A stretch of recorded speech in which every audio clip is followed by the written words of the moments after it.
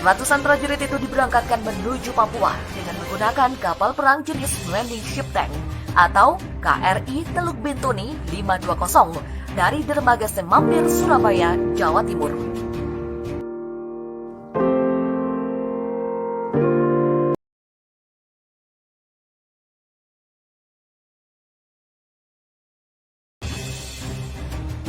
Dikutip dari Kompas TV, kelompok kriminal bersenjata atau KKB Papua di Kali Kopi tak hanya diam saja usai markasnya digerebek TNI Polri pada Minggu 16 Agustus lalu.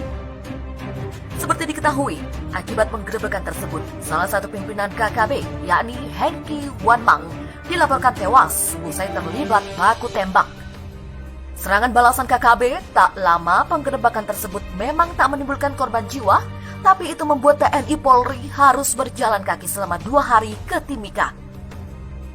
Kapolres Mimika, AKBP IG Era Ardinata, mengatakan KKB Papua sempat menembaki helikopter pengangkut TNI Polri. Helikopter tersebut ditembaki dari area ketinggian saat akan mengevakuasi TNI Polri di lokasi penggerebekan. Akibatnya, helikopter tersebut tidak sempat kembali ke Kali Kopi.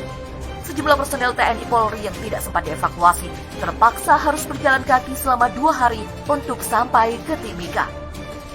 Lebih lanjut, Era Adinata menyebut KKB Papua wilayah Timika yang bermarkas di Kali Kopi merupakan satuan yang masuk dalam struktur organisasi TPNPB OPM.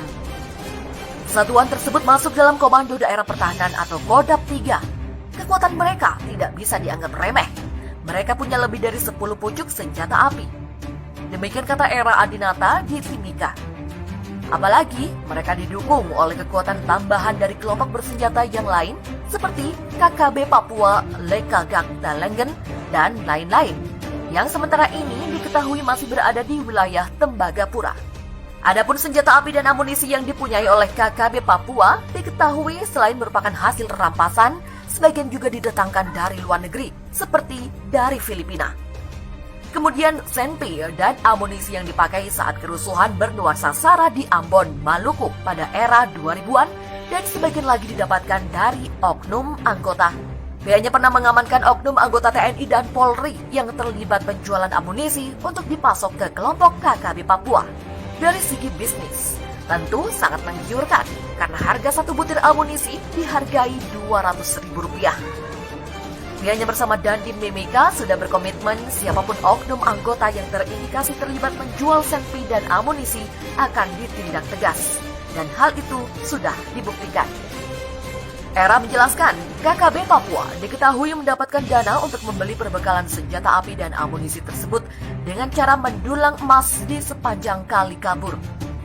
Seperti diketahui, di sepanjang kali itulah menjadi area pembuangan pasir sisa konsentrat atau limbah tiling PT Freeport Indonesia mulai dari wilayah Tembagapura hingga ke dataran rendah Mimika. Selain itu, KKB Papua juga mendapatkan pasokan dana dari para pendukung dan simpatisannya.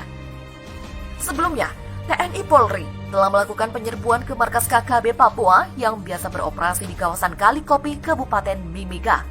Tak tanggung-tanggung, TNI Polri langsung menyerbu 3 lokasi yang menjadi markas KKB Papua di sana.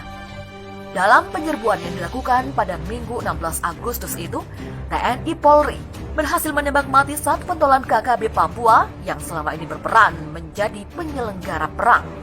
Tentara Nasional Indonesia mengirim 2 batalion prajurit tempur dari Komando Daerah Militer Brawijaya dan Kostrad Maros ke Papua.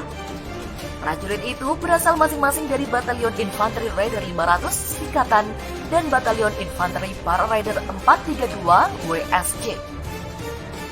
Ratusan prajurit itu diberangkatkan menuju Papua dengan menggunakan kapal perang jenis Landing Ship Tank atau KRI Teluk Bintuni 520 dari dermaga Semampir, Surabaya, Jawa Timur.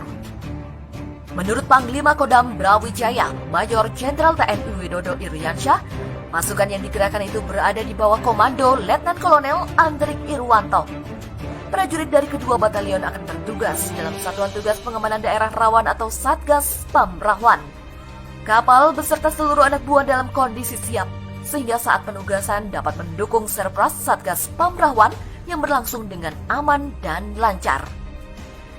Demikian kata Letkol Andrik Irwanto dikutip dari Viva Militer dari situs resmi TNI. Pengerahan pasukan besar-besaran ke Papua menyusul situasi di wilayah paling timur Indonesia sedang hangat, menyusul aktivitas kelompok separatis UPM dan unjuk rasa menolak otonomi khusus. Perlu diketahui, pada 16 Agustus 2020, TNI telah melakukan penyerangan ke markas pusat